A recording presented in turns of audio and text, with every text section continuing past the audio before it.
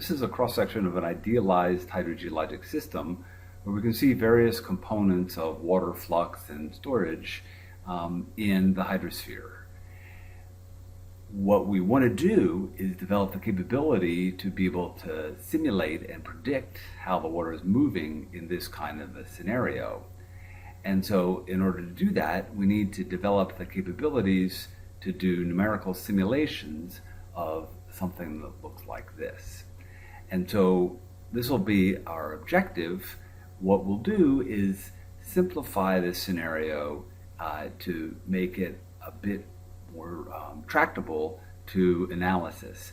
We'll learn how to do that simplified system, and then we'll relax the assumptions that we make and have it become more realistic. So that'll be our strategy to developing a way to predict what is happening here. The simplification process will involve starting with this picture, and one of the things that we can do is recognize that when we draw the cross-section like this, the vertical dimension is much shorter than the horizontal dimension. So we've exaggerated it vertically so that we could show the groundwater flow path like this. And so one thing that we can do is just draw this to scale. And if we do that, we can see that the aquifer is really quite thin. And in this case, the flow paths are nearly horizontal. There is some vertical movement downward here and upward here, but mostly it's horizontal. And so what we'll do as a first step in the simplification is just to say that we're only going to be interested in the horizontal flow of the water. We're not interested in the vertical. We're going to ignore that for now. And so we'll just say that the water is flowing horizontally and in one dimension, because we're looking at it in this vertical cut. So if it's going to flow horizontally, then it's really just a one-dimensional problem. So we can have this picture and represent it like this. So the flux is moving horizontally here. And then I'm also going to simplify it by putting this confining unit right here. And so that allows us to really just focus on the flow in this region.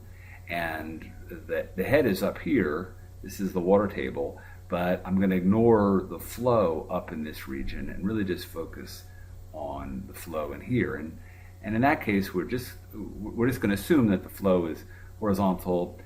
There's a divide right here, so the flow right here is 0. But then when we go at this point, we can see the flow is this magnitude represented by an arrow of that length. And then it increases and it increases yet, and then it discharges to the stream right here, and we're assuming that the stream cuts down all the way through the aquifer. This yellow line is the hydraulic head, and there's a symbol for the water table, and here's H, and this is one of the things that we want to be able to predict. What is the hydraulic head distribution, and then also what is the flux. And we also here have some recharge as part of the conceptual model for this aquifer. So we'll do this kind of thing, this simplification in a variety of different scenarios. And what we end up with is an idealized picture like this. And we often will call this a conceptual model. Okay, so we want to analyze that conceptual model. And we want to come up with a method for doing this. And so we need to have some rules. Well, the rules that we will follow are the rules that we've been talking about in class in a qualitative way up to this point. One of them is going to be conservation of mass. I think are pretty confident that that better hold. And the special case that we use in hydrology of just the water balance. So that's going to be one of the rules. Darcy's law, that'll be what we'll assume characterizes the flow, the relationship between the head gradient and the flux. So that's one of the laws. And so those things better hold. And then we also are going to require that we can make this analysis consistent with the field setting. We need to be able to tailor it so it matches some characteristics of the field setting. And that will end up being boundary conditions and parameters like hydraulic conductivity or storativity. All right, so what we'll need to do then to apply the water balance is to first select a region. So the strategy is to draw a control volume, and we'll just put a control volume here in the aquifer. It'll go vertically through the aquifer, and it'll be a unit length delta x in this direction, and then just go back in that direction as well. So we pull that out, and there's our control volume, and we've got some flow coming in and flow coming out, and then recharge coming in the top. This dimension is B, this dimension is delta y and delta x, and there's the flux out, so, or the flow rate out. These are volumetric rates. So the balance is that the volumetric rate in is the volumetric rate out, plus the change in volume stored with time. And the individual components in this balance, Q in, we write in terms of flux like this. This is the flux in, and then this is the cross-sectional area, delta y times B. So this term right here is this cross-sectional area. And Q out, same cross-sectional area, but we have flux out. And then we also have some volumetric flow rate coming in from recharge. That's R, the recharge flux, times the cross-sectional area, and it's this cross-sectional area, which is delta X, delta Y. So that's the volumetric flow rate in from recharge. And the way we do volume, the rate of change of volume stored is like this. We say, okay, there's the term, and that's just coming right from there. And so I'm going to write this rate of change of volume stored with time like this. And I'm going to write this term here, the rate of change of volume stored per area per change in head. This is rate of change of head with time, and this is delta X, delta Y. Okay, so what I'll do then is I can cancel that delta H and that delta H, and I cancel delta X, delta Y with the area. This area is this area, so it's delta X, delta Y. And so these things cancel, and you end up with, if that cancels and that cancels, and that cancels and that cancels, then it's change of volume stored with time, which is this. Okay, so this is really just an application of the chain rule. But what we get out of this is that this grouping is what we saw was storativity. Okay, so we get to write that as storativity. That we then go from delta H to the derivative dH dt. So this is the rate of change of head with time. And then this is dx dy.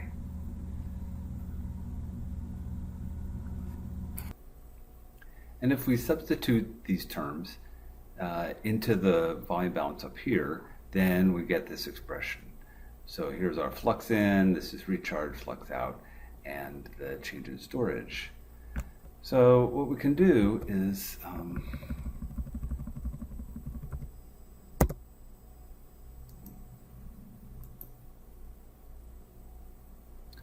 okay, so here's the volume balance, and what we can do is use Taylor series to simplify this term right here. Taylor series says that the flux coming out equals the flux coming in plus some small change in Q. Well, I think what we'll do is we'll say that this just makes sense conceptually, and then Taylor series says that this small change in Q is equal to the gradient in Q in the x direction times the incremental distance, the size of our control volume, delta x. Okay, so what we'll do then is we'll take this flux out and we'll go in there, and so we'll substitute in this term right here in for Q out. So that's the substitution, that Q in times delta y times B is Q in times delta y times B. So those can cancel out. And then we'll also see that delta y and delta x occur in each one of these terms. So they cancel, and you end up with this. And so this is one form. We can also rearrange it slightly and get this form. So this is saying that the gradient in the flux is equal to the recharge divided by the thickness minus the storage. So this differential equation here is essentially just the volume balance. Okay, and so when we say flow in equals flow out plus change of volume stored, that's pretty easy to understand conceptually. This looks a little more cryptic, but it's really just the same thing. Okay, and I think to see how that works, it's going to be helpful to write the equation up here. So that's what we're looking at, and we'll go back to the volume balance and we'll take a look at just what this means. And I've got two different cases. One is that we'll assume that the system is at steady state. And if it's at steady state, then dHdt is equal to 0. That'll be the definition for steady state. So at steady state, this term here is equal to 0. And we have dq dx equals r over b. And so what that means is that the gradient in Q is proportional to the recharge. Okay? So if we think of this as the flux coming in and that's the flux coming out, then that would be a positive dq dx. The flux is increasing in the x direction. And so if this is positive, then the only way that that's going to work is if there's recharge at steady state. So the only way that the flux is going to increase in the x direction is if we have recharge coming in. So that's what that says when it's at steady state. So, that's, I think, pretty intuitively appealing. The other thing we can do is say that r is equal to 0. And what does that tell us? Well, if we have a positive dq dx, where it's increasing in the x direction, what it means is, if we set that equal to 0, what it means is that we have the gradient in Q equal to this term. And so if dq dx is positive, then it means that dH dt must be negative, so that negative sign cancels out. Okay, well, I think that makes sense, because if there's no recharge, and if the flux going out is greater than the flux coming in, then that must mean that we're removing water from storage in here. And if we are, the water level is dropping and dH dt is negative. Okay, so that's all, I think, intuitively appealing, and so we can go ahead and use that as as one of the bases of our analyses. Okay, so now what we'll do is go back to Darcy's law and we'll introduce this into the analysis. This is our volume balance equation, and we see flux appears there. Well, we're going to substitute this expression for flux from Darcy's law in here. Okay, so that's just bring this Q out in front and then say this is Q, and I pick up that minus sign from right here. All right, so that is now a combination of the volume balance and Darcy's law. And this is then the governing equation, a form of the governing equation for the hydraulic heads in an aquifer. So the heads here are the dependent variable.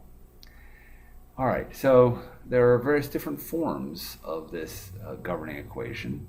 What we just saw was one form, a particular case, and here it is.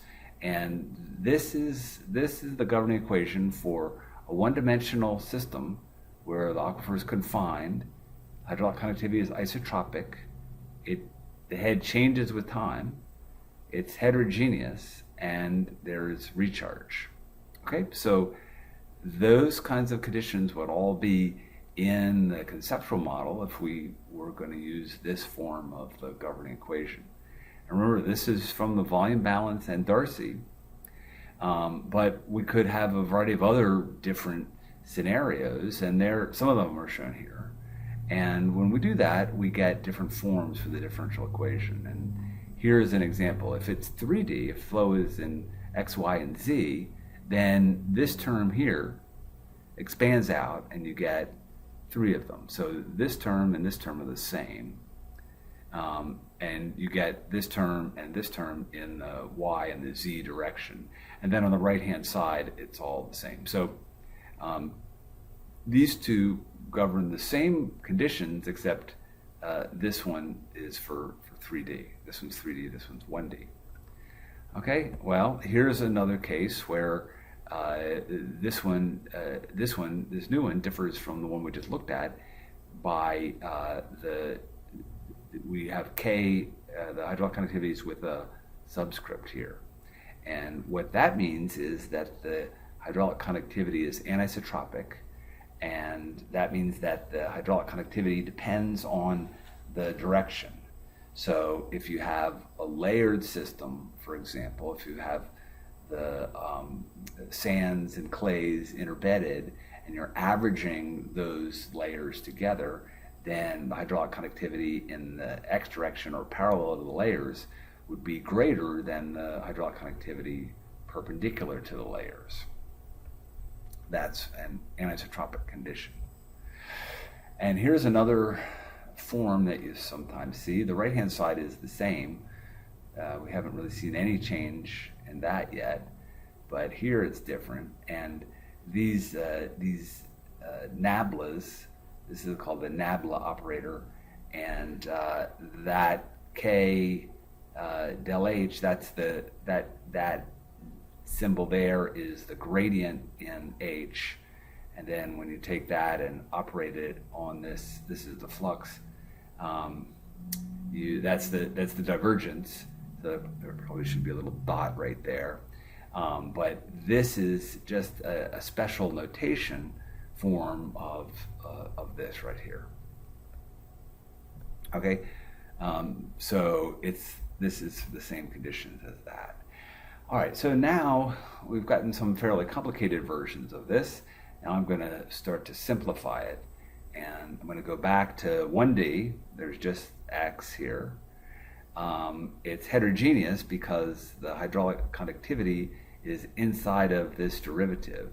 So this derivative here is operating on both the conductivity and the gradient.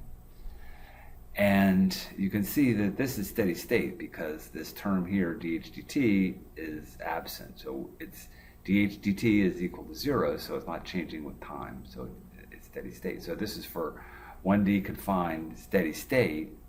It's isotropic and it's heterogeneous because of K. And we have recharge. Okay, and we have now this is actually the situation for the conceptual model that we started all this with. Well, actually, that's not quite true because we assumed that scenario was homogeneous, and when you assume that it's homogeneous, then K is independent of X, and if that's the case, then it comes out here, and you have this situation. So K is out of these derivatives, and now you have the gradient of H in the X direction, and this is the gradient operator. And so when the gradient operator operates on a gradient, then you have the second derivative. So this thing right here is the second derivative in H, and that's that term right there. And the H comes out, and so we have K times the second derivative in H equals minus R over B. Okay, so this is the simplest form. This is for, it's 1D because we only have one spatial dimension.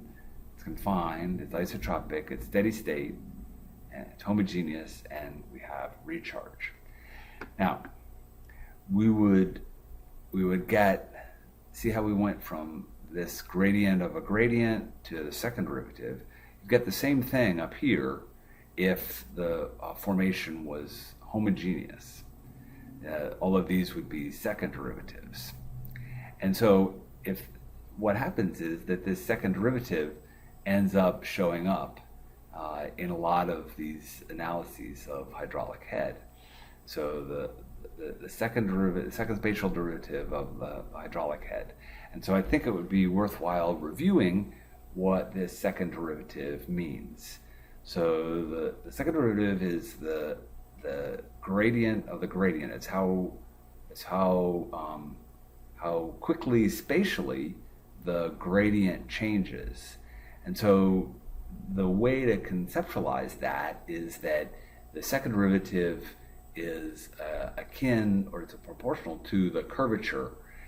So if you compare this curve to this curve, the second derivative here would be greater than the second derivative here because the curvature is tighter. And in this case, the second derivative here would be greater than the second derivative here because the curvature here is tighter than it is here. Now, just like gradient can have signs, second derivative has signs. This is a positive second derivative, and then when it curves down like a frown, it's negative, and so this is a negative second derivative and a positive second derivative. And down here, these are lines that have no curvature. They're straight, and they're sloping here, but they have no curvature. So the second derivative in those cases are all zero. So here we've got second derivative greater than zero. Here, second derivative is less than zero, and kind of the strength of the plus is proportional to the magnitude of the second derivative. And here the second derivative is equal to zero.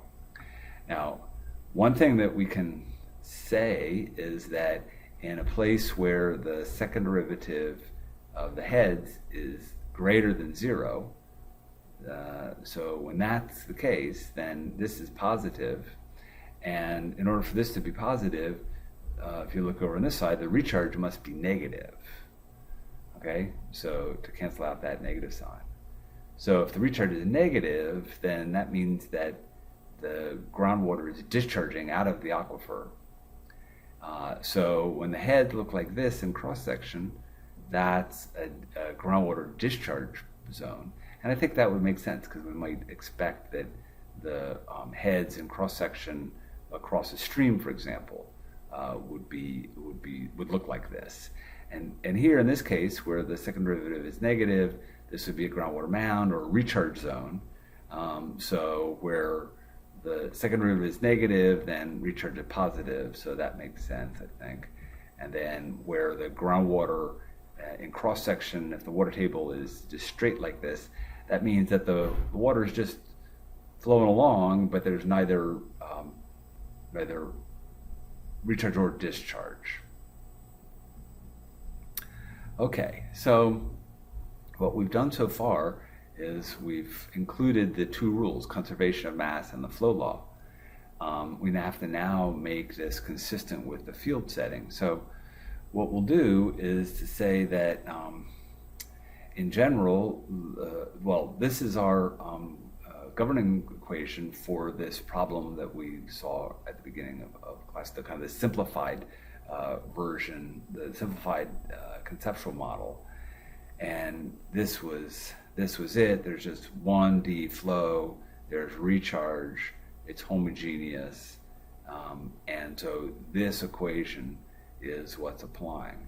And what we can say from that is that for this problem, internally, within the aquifer, what we can say is that the second derivative, or the curvature of the head profile, depends on the recharge rate scaled to the transmissivity.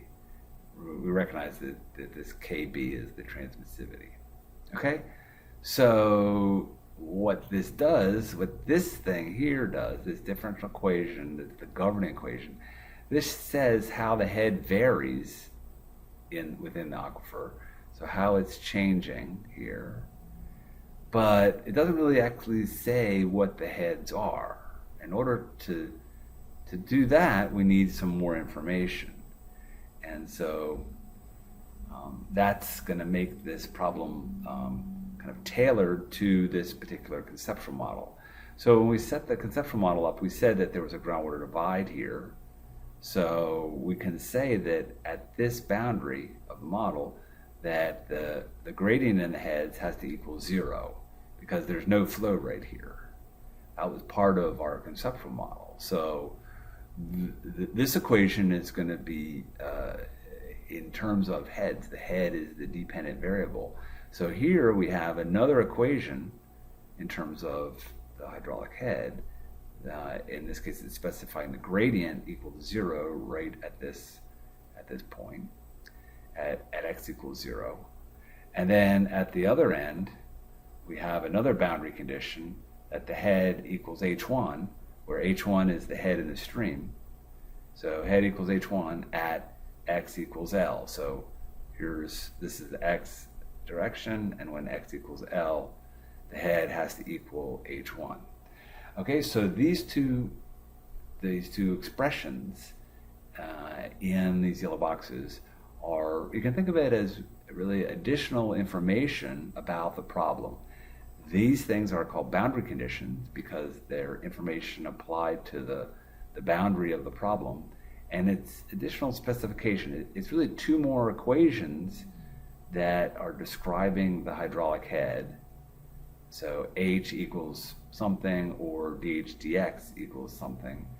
And the form will be that there's an equation that is describing something about the heads at a particular value at a particular location, okay? So these are boundary conditions, and these are going to make our problem consistent with the field setting. All right, so with that, I think we're ready to move on and try this out and do some analyses. And in fact, we'll do an analysis that will give us the hydraulic head and the flux in our idealized conceptual model.